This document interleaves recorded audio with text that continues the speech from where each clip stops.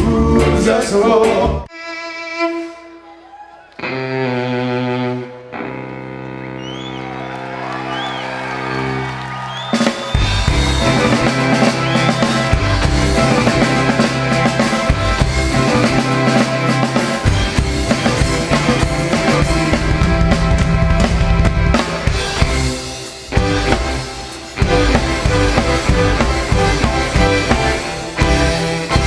Well, right now we only have Cat Coore, lead guitarist of Third World, the original member, the actual guy behind Third World that decided let's put a band together and get a group of guys together to make this thing happen, which has now been going for 37 years.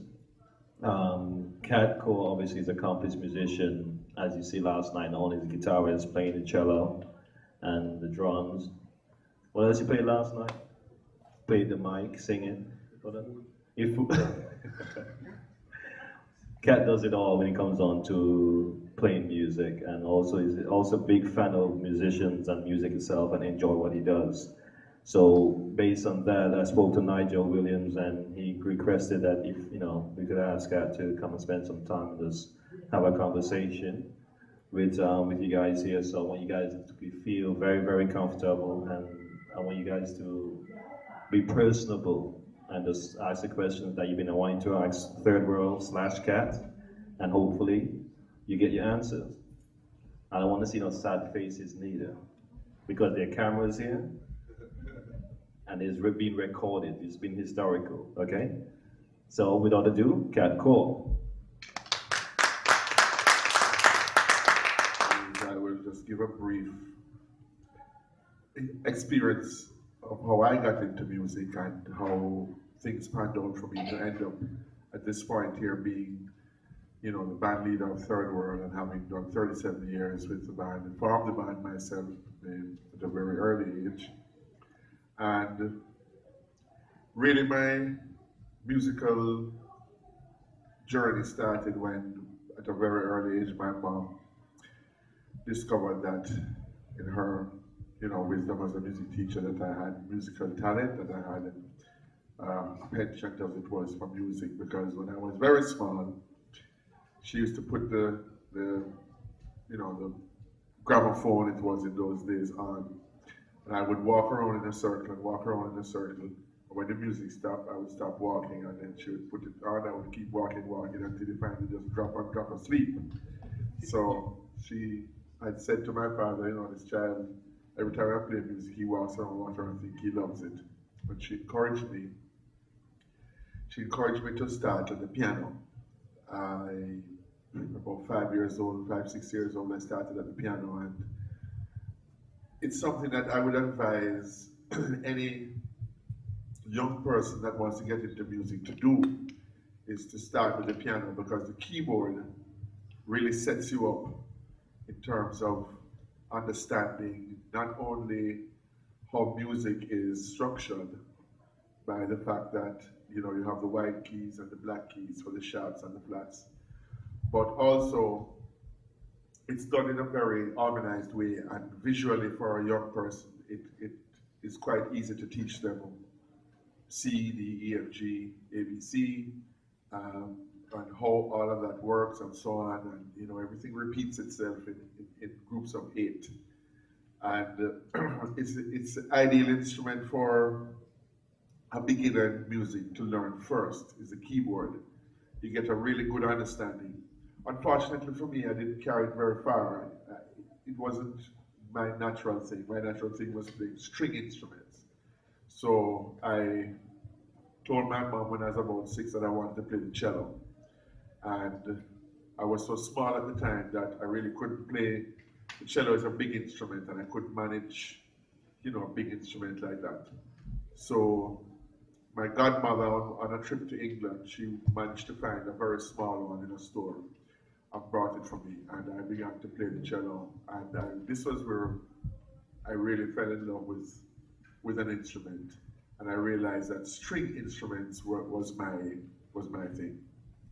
Unfortunately, I should have continued more with the piano, because if I had had a better background in the piano, I would have been able to even do more than what I've been able to accomplish. And in fact, a lot of the studios nowadays and a lot of the stuff that young kids are doing now in music is really based on the keyboard.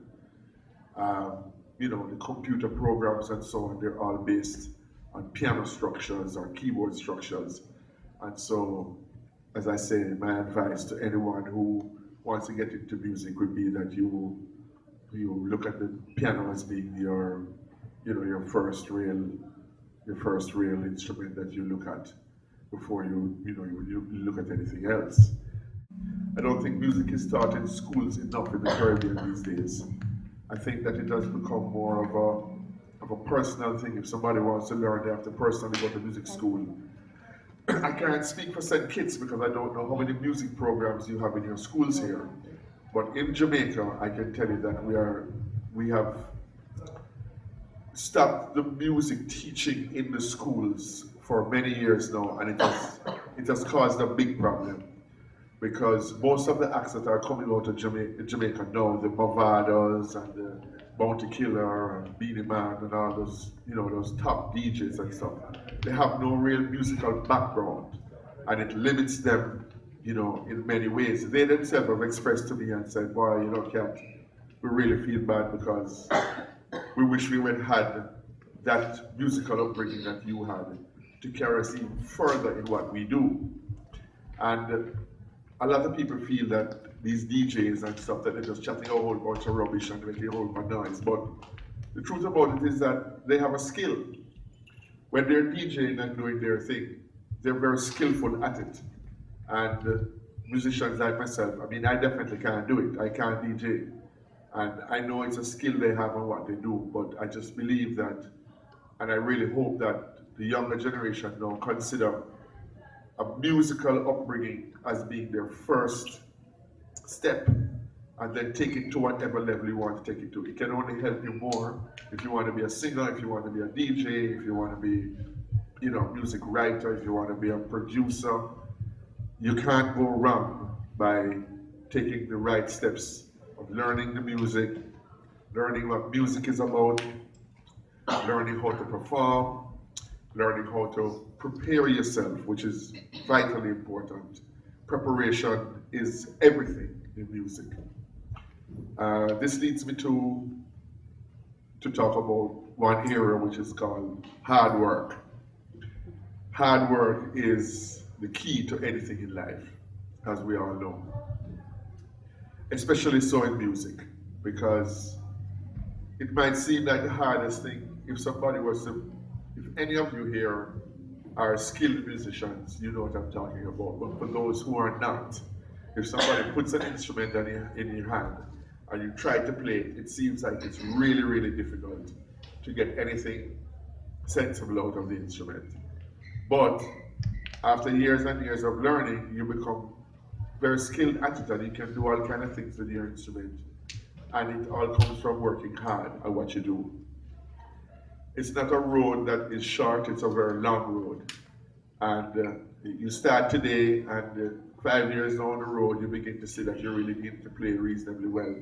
And during those 5 years, you have to work constantly hard. You and the instrument have to become one. Your hand on the instrument, it's like your hand is on your heart. That's the kind of thing. It's like a surgeon operating on a patient, and he knows that he has to do this, he has to do that, and he has to do it with skill and with precision, or the patient is liable to either have a problem or maybe even die. So it's the very same thing with music and yourself and your instrument. You have to be really one with the instrument. You have to be able to be associated with it as a friend, as even like a girlfriend, like a lover. And if you can be like that, then you have a chance. I'm glad that you stress the importance of working hard, because there are many people of the opinion that when you reach to the standard of a cat and guitar, you don't need to rehearse, you don't need to practice. So I would like you to explain to us what is your routine like, your whether daily or weekly. Yeah. Well, practice for a musician who is learning, everyday practice is definitely something that needs to be done. You know, my situation is that I I slot times now to do my practicing. I wouldn't say I practice every single day, but I have at least 3 to 4 days a week where I dedicate X amount of hours during the day to deal with music, and I just deal with that. If I'm dealing with the guitar, I deal with that, and I break it into a 2 hour period, of which I practice, like for instance, I might do anything from scales.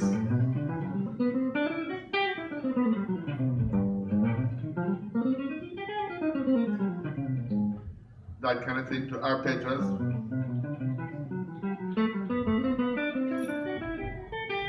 like that. And I practice them in every key. So start here.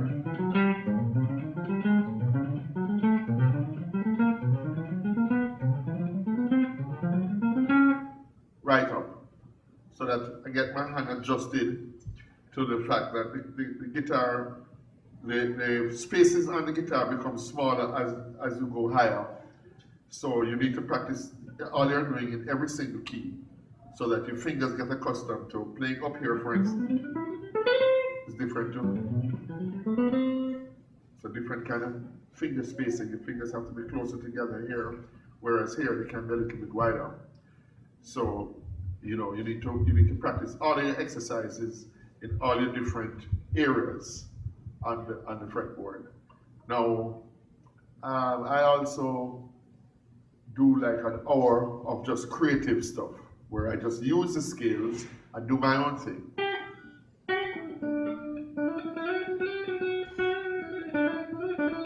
And what I'm doing is I'm using the notes from the scales, but I'm creating my own energy, which is like how you build solos and so on. And then you learn tricks, like tricks from other guitar players. Like a lot of us who play guitar, we were influenced by blues guitar players who do stuff like bend strings, like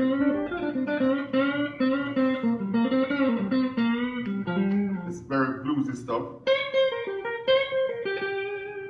Once you have the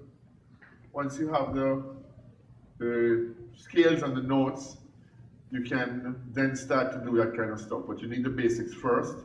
So that's where you do your, and then your fingers become accustomed to the guitar, and the guitar becomes one with you. Then you can try your tricks, and so on. And I spend at least the same amount of time on my exercises and my scales as I spend on my tricks.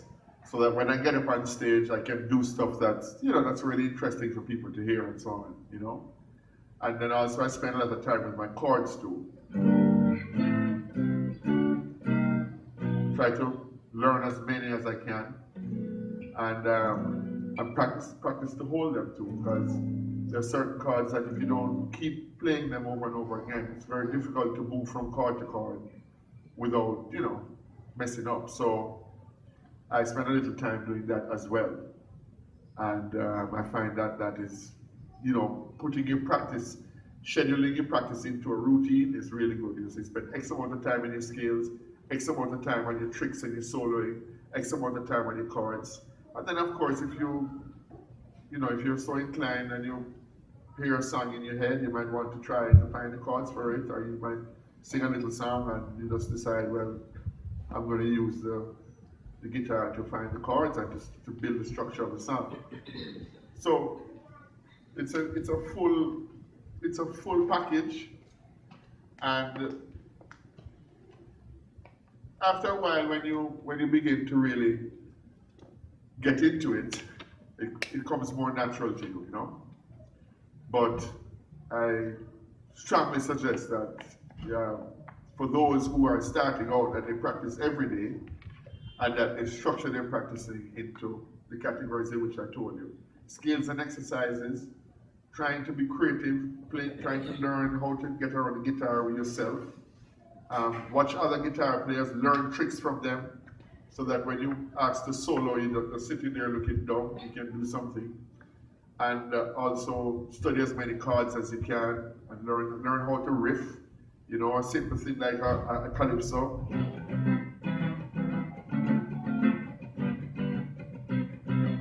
So reggae. You know, learn how to riff, learn how to do all that kind of stuff because that's really important as well. Rhythm with the sound is very important. Fingering is very important. The rhythm with the sound is equally as important. And your picking is important too because you have to be able to do you have to be able to do stuff like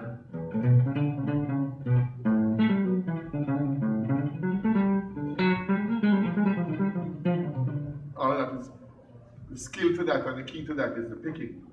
It's not so much the fingering because the hand stays in one position and the fingers just move. But to get it to bring it off, the picking is the key. I'm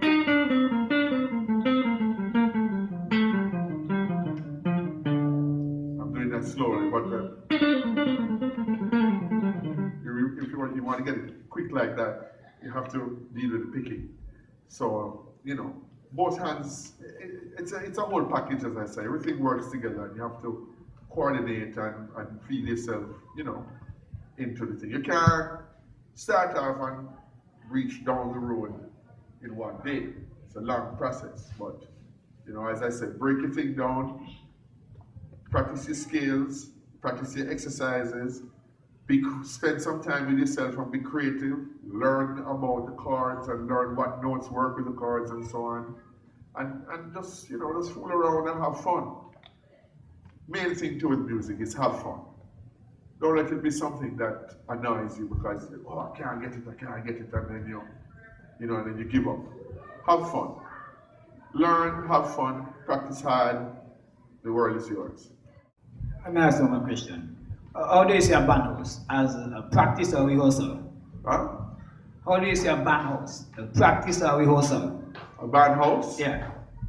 A practice or rehearsal? Yeah, for practice and a rehearsal. You know, some people feel when you come to rehearsal, you should practice home. Yeah. Or I get to the band house and practice. I mean, No, you how practice. do you feel? Nobody practice at home too, man. Practice at home, but when you come to the band house, you must be prepared. You can't come there and start practice there, man. There are other people there who have been practicing at their house and come and they're expecting you to be ready. You must practice at home and prepare yourself, and then when you come now, what you're practicing is a synergy. You're practicing the effort everybody now together. Because that in itself is another thing too, you know. Not because I might be able to play X chords, it means that my drummer and my bass player and myself are gonna mesh. That's when the rehearsal comes in now. You're trying to make everybody harmonize and come together as one. And as one unit. And that's how you make sweet music together, is by practicing and rehearsing. Because you have one guy, he could be the greatest flute player or the greatest keyboard player, and you put him in with other guys, and if he's not really willing to fit in and to play his part, you're gonna find a problem. And as a musician, don't care how good you are, you must respect your other musicians. Not because you're good, you can just be playing all the way through, soloing all the way through, and you know, you have to remember that sometimes you just have to hold one chord, and you have to have the discipline to hold that one chord. So it works both ways. You know, you can be great, but simplicity is very important. And you can be simple and not great also. So you have to balance it out. You know, you have to you have to work your energy out and decide what you're doing. But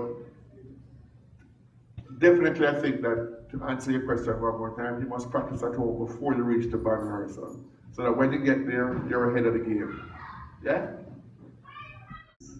Most of the islands play more soca and calypso, but Jamaicans not. You don't hear much coming out from. You don't hear anything except for Byron Lee coming out with calypso music and song. Could you give me the reason for that? Well, I think that it's not really a matter of the appreciation for soca music, because Jamaica has an enormous soca fan base. You know, as you know, we have our own carnival there now. Jamaica Carnival is very popular, and Jamaicans generally love soca music, and they know all the soca hits. But I think that because reggae music is our music, and we are the ones who created it, it's just the same to say that, you know, in the Caribbean, the soca is your music and you guys created it. And there's a certain love and a certain energy within that, that you can feel. And I can feel that when I visit the Caribbean. I see how Caribbean people love their soca music. But they also embrace reggae because it's their music as well too. Because we're in the Caribbean, we're all one. We're all one people in the Caribbean. We're different islands, yes, but the truth of the matter is that we need more unity as people. Politically, we need more unity as people. And musically, we're very strong, I believe, because look at how St. Kitts loved Third World for many, many years, love our music. And it's the same thing. It's like Alison Hines, Bunty Garlin, you know, Marshall Montano, all these soca stars from here. They love them in Jamaica too. And they're up there all the time performing, not just at carnival time. They come anytime there's a soca fete. These are the people that you see there. I agree with you that we haven't really produced a lot of Jamaican soca acts. I agree. I take the point you're making. But I think that it has nothing to do with us not liking each other. Let me put it that way. I think that the kids who grew up in Jamaica, they grow up on reggae, they feel reggae, and so they play reggae or dance hall. But the kids who grew up in Trinidad and so on, they feel soca, they feel the music there, and they do it. I mean, a steel drum, a steel pan, is one of the hardest instruments, I think, to play. I've never seen a harder instrument in my life to play than that. Because the C is here, the D is up here, the E is down here, the F is over here. I mean, it's really difficult. It's like a piano where you just follow it. C, D, E, F, G, or like a guitar. G, A, B, C, D, right there. Just going up. The steel drum is like, you have to be doing it. Yeah? No? Can you play the steel drum? What do you play? Tenor fan? Double tenor? That's fabulous. And how did you meet the challenge of where the notes are? How did you manage to do that? Well, I just played it in high school, but I like it still. To me, it was easy once you know where they are located. It was easy. You're fitting with the beat and everything. So it's just a matter of really acquiring knowing naturally where the notes are. Yeah, that's great. It's a mental thing. You have to. Right. Well, that's what I'm saying. To me, I never grew up in a country where a steel drum was a second nature thing. I would never have had the opportunity to learn a steel drum in school. First time I played a steel drum, my brother went down to Trinidad, where my mom was from Trinidad. And my brother went to Trinidad and brought a steel drum back. And that's when I noticed the difficulty in it. And the notes were written out on it, you know, so that it was a beginner's span. And I found it really, really difficult, I must tell you. So if you have that skill already, make sure you keep it. Never give up playing the pan. I mean, you always can play throughout your life, even for fun. So, you know, you still play, right? You play piano. Oh, you play piano now? But I have acquired the skill to play by ear because most people will tell you don't practice playing by ear. Yeah. Well, I don't necessarily. I only know how to read more practice. Yeah, I don't necessarily agree with them when they said don't practice to play by ear. As long as you're dealing with the business of learning to read the music, as long as you're doing that, then playing by ear is fine. Hello, I've got a question. You have a particular style of music, Third World, and it's, you know, you do close harmonies and you use your instruments. Do you hear, when you listen to other people playing now, do you hear your influence on them? Do you hear Third World's influence on, say, a new artist or in the music? Sometimes, yes. I think that with the Third World situation, with the harmony structures and all that, I think we are like a combination of the old groups from the 60s and 70s that did harmonies, but they were 3 or 4 guys up front with a band backing behind them. What we did was we played the instruments as well as did the harmonies. So we're like a Temptations, but with instruments. So, yeah, I mean, I do hear some groups that I think have been influenced by Third World, but one has to realize that Third World also was influenced by many other groups too. You know, Bob Marley and the Wailers, Curtis Mayfield and the Impressions, the Delphonics, You know, I mean, we've been influenced by other groups as well too, Santana. So, you know, use your influences, the stuff that you like, use it to try to get you ahead. You know, you don't really want to copy somebody exactly, but you can get what you can get from them. Use that to try and make your thing happen. A very, very good film about third world prisoner industry. Yes. So my first question is it available? This film, is it still available? Can you explain to us the role in third world and about the composition? Sure, sure. In the movie, you saw us doing a lot of jamming, which is what we used to do in days gone by. We'd get together and somebody would come up with a little riff, and we'd take that little riff and we'd just go and develop it and develop it and develop it, and then somebody might come with some words and we put that to it, you know. But also, you know, I might be sitting down with my guitar by myself, and I come up with, I'm the one who came up with 96 degrees in the shade. I just had that part. And the rest of the band came and heard it and said, wow, that one is gonna fly. Let's work on building the song. And then each of us wrote a verse and so on, and then we developed the chorus and things. So sometimes one person's idea can lead to, you know, the group being involved and developing it and so on and so on. And you have to make sure that you are close friends, because there are times when people start arguing over, well, I put that line in, I should get more royalties than you, I put that card in, and so on. So you have to have that confidence between yourselves as writers. And this has happened throughout the years. Lennon and McCartney, Jagger and Richards, right? Burt Bacharach and Hal David, great writers. And, you know, they were very, very close people together. Gamble and Huff, very, very close people together, and that's how they made it through without any major differences, you know. The ones who fight and break up, you hardly hear about them.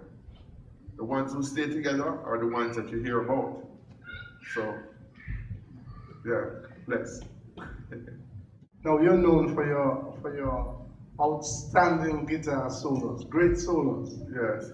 How do you do it? Does it come naturally? Do you plan it? Do you have a structure or anything? Well, it comes back to what I was talking about earlier when I was saying that for me personally, what I did was I structured my practice times.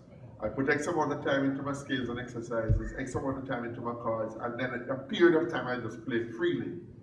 And I just look at how various things happen on the guitar, and how to, you know, how to be swift with my fingering. And I did a lot of listening to like Jimi Hendrix and to Santana, the guitarists who, when I was learning, were here. In my estimation, I was here, they were here. So I looked up to them, and I listened to what they were doing, and I tried to emulate some of what they're doing, but not everything that they were doing. Or to use what I heard them do, I put it into my own expression. So, you know, as I said, lots of us have been listening to all these blues players, you know, who do, you know, the blues riffs that.